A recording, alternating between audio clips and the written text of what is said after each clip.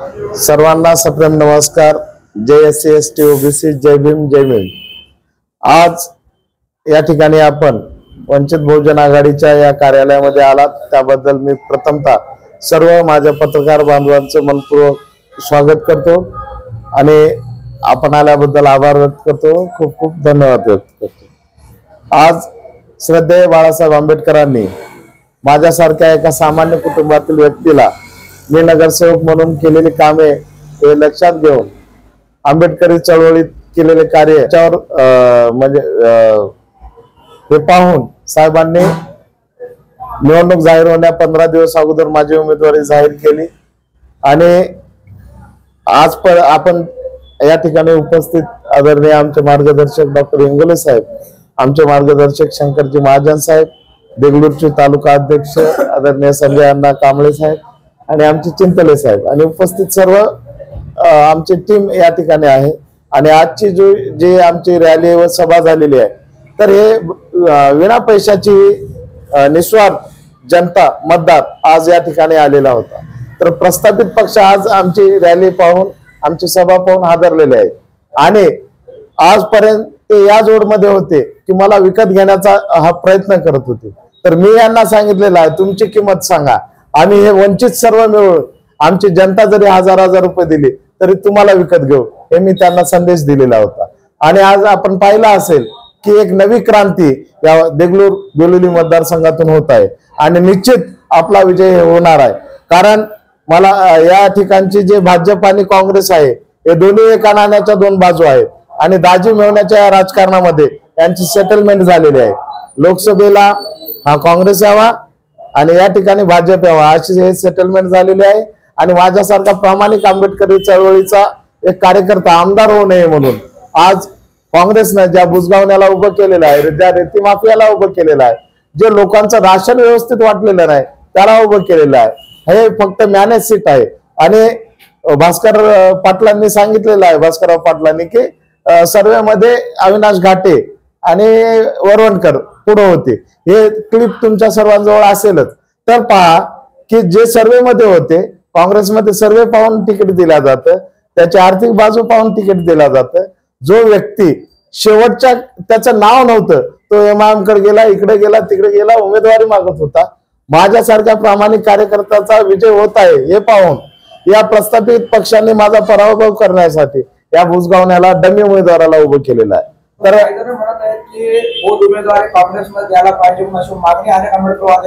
हे पहा, हे जे विषय आहे याच्यावर सर्वात महत्वाचा मुद्दा मी मांडत आहे। तर आज जे लोक म्हणत आहेत की बौद्ध उमेदवार बाळासाहेबांनी का दुसऱ्या जातीचा उमेदवार दिलाय?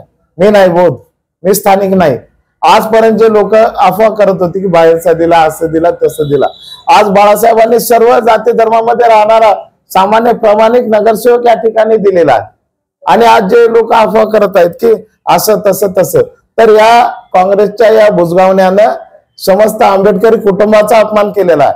कारण सर्वात प्रथम माझी उमेदवारी जाहीर झाली आणि बौद्ध समाजाची ज्या ठिकाणी बैठक झालेली होती त्यावेळेस त्या बैठकीमध्ये आमचे तालुका अध्यक्ष आदरणीय संजय अण्णा यांनी सांगितलं होतं की तुम्ही सर्व इच्छुक बौद्ध समाजाचे जे काँग्रेसकडे तिकीट मागत आहात तुम्ही सर्वजण एका जागी या, आपण सर्वांची नावं पाठवूया। आणि वंचितकडे मी आणि डॉक्टर साहेब दोघांनीच मागणी केली होती। असं नाही वाटतं का? ऐका ना तुम्हाला जे तिकीट नाकारल्याच वाटतं? नाही, एक मिनिट मला क्लिअर करू द्या नंतर आपले प्रश्न। तर या ठिकाणी त्यांनी सांगितलं होतं की आम्ही सर्व 30 उमेदवारांची नावं वर पाठवू, बाळासाहेब ज्याला दिले उमेदवारी त्यांचं काम करू। तर या बुजगावण्यानं ऐनवेळी याला लकी लॉटरी म्हणल्यासारखं ही तिकीट भेटलेली आहे। आणि या केवळ आंबेडकरी चळवळीच्या प्रामाणिक कार्यकर्त्याचा, सर्व धर्म सर्व जाती जोपासणारा एका प्रामाणिक कार्यकर्त्याचा पराभव करण्यासाठी हे डमी कॅन्डिडेट उभा केलेला। देगलूर बेलोलीच्या विकासासाठी आपली नेमकी ब्लूप्रिंट काय? आमचे जोशाबा ही ब्लूप्रिंट आमचं जाहीरनामा प्रसिद्ध झालेला आहे, त्याची प्रत आपल्याला देऊ, तो पाहून घ्या। अशा खूप कमी लोकांना नगरसेवक ते आमदारकीचे तिकीट मिळतं, तर आपण नक्कीच भाग्यवान समजता का? निश्चितच श्रद्धेय बाळासाहेबांनी माझ्यासारख्या एका सामान्य व्यक्तीला ही जी संधी दिली तर निश्चितच आपली वाटचाल विजयाकडे आहे। आणि या मतदारसंघामध्ये बहुरंगी लढत असल्यामुळे खरी लढत ही भाजप आणि वंचित मध्ये आहे आणि काँग्रेस ही 4 नंबरला फेकल्या गेली. काँग्रेस पक्षाकडून आपण नगरसेवक झाला, काँग्रेस पक्ष सोडण्याचं कारण काय आणि काँग्रेस पक्ष सोडल्यामुळे तुम्हाला हे तिकीट नाकारण्यात येत आहे काय? हे पहा, मी काँग्रेसमध्ये मुळात नव्हतोच. मी वयाच्या 18व्या वर्षी भारत बहुजन महासंघाचा एक युवा तालुका अध्यक्ष होतो. त्या तत्कालीन अध्यक्ष हे रमेश काका बाळगावकर होते आणि या ठिकाणी काँग्रेसला उमेदवार नव्हता. त्यांनी स्वतः माझ्या घरी येऊन, मी पक्षात प्रवेश केलेला नसताना मी सांगितलं बाबा भारिप आणि काँग्रेसची युती करू, तर त्यांनी म्हणले बाबा बी फॉर्मचा अडचण येते, तर त्यांनी घरी येऊन मला बी फॉर्म दिलेला आहे आणि आम्हाला पर्याय नसल्यामुळे त्यांचा बी फॉर्म आम्हाला लावावा लागलेला आहे. आणि मी जे पॅन्थरच्या माध्यमातून जी चळवळ उभी केली होती त्याच्या बळावर यांना उमेदवार नव्हता आणि याचा फायदा विधानसभेला व्हावा यासाठी त्यांनी मला उमेदवारी दिली होती. आणि तुम्हाला एक सांगू इच्छितो की त्या काँग्रेसच्याच काही नेत्यांनी वेळोवेळी सांगितलेलं आहे की आंबेडकरी चळवळीचा प्रामाणिक कार्यकर्ता असल्याने याची भीती होती, हा निवडून येऊ नये म्हणून प्रस्थापित काँग्रेसच्या नेत्यांनी मला पाडण्याचा प्रयत्न त्या ठिकाणी केलेला आहे. आणि तुम्ही मागची आकडेवारी काढून पहा, एका अपक्षाला उभं करून त्यांनी माझा पराभव तेव्हाही करण्याचा प्रयत्न केलेला आहे. अपक्षाला जवळपास 325 वोटिंग त्या ठिकाणी झालेली होती आणि त्यावेळेस पण आपली जनशक्ती विरुद्ध धनशक्ती लढाई होती. त्या काट्याच्या लढतीत आपण पास झालो. आणि आज जर आपला हा मुद्दा आहे की तत्कालीन नगराध्यक्ष जे होते आणि हे जे जोड लावले, तुम्हाला सर्वांनाच माहित आहे, निवडणुकीच्या अगोदरचे पूर्ण भाषण काढून पहा, चिठ्ठी घेऊन ते भाषण करत होते. त्यांना बोलकं करणारा हा सुशील कुमार देगलूरकर आहे, हे निश्चितच सर्वांना माहित असेल.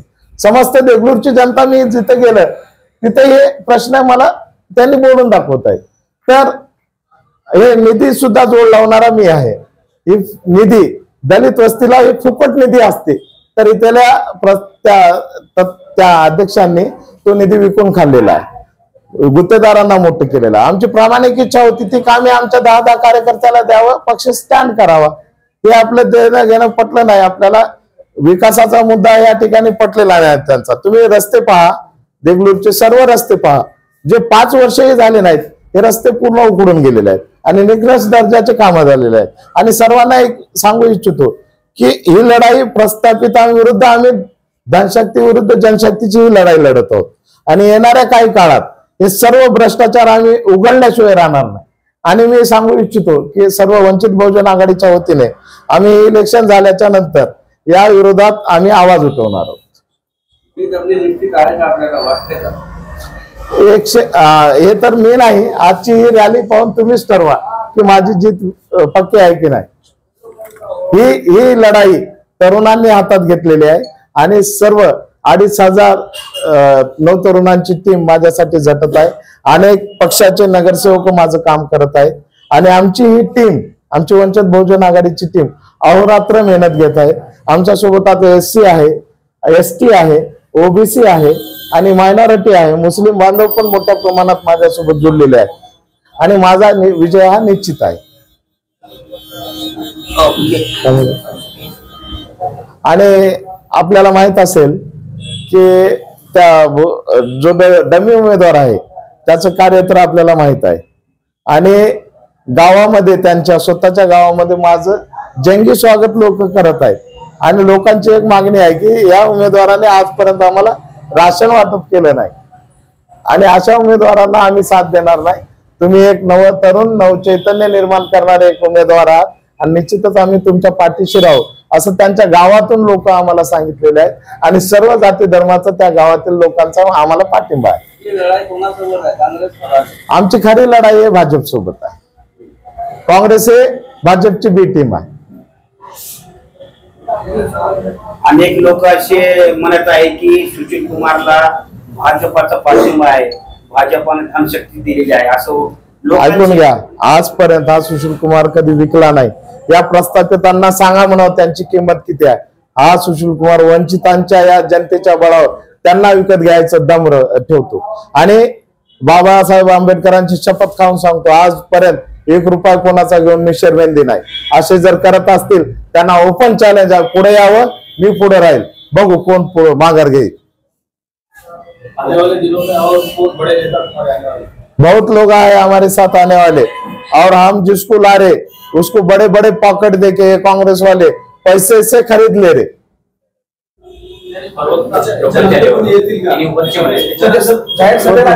जाहीर सभेला आदरणीय सुजातदादा आलेले आहेत आणि आम्ही प्रयत्न करत आहोत। असा श्रद्धेय बाळासाहेब आंबेडकरांची पण सभा होणार आहे आणि 17 तारखेला नांदेडला सभा होणार आहे बाळासाहेबांची, आणि आम्ही बिलोलीमध्ये सुद्धा सभा घेण्याचं आमचं नियोजन चालू आहे। 1-2 दिवसात आमची तारीख जाहीर होईल। भारतीय बौद्ध महासभेचे आदरणीय भीमरावजी आंबेडकर साहेबांची सभा घेण्याचं आमचं नियोजन चालू आहे बिलोलीला। पाहू काय होतं पुढे।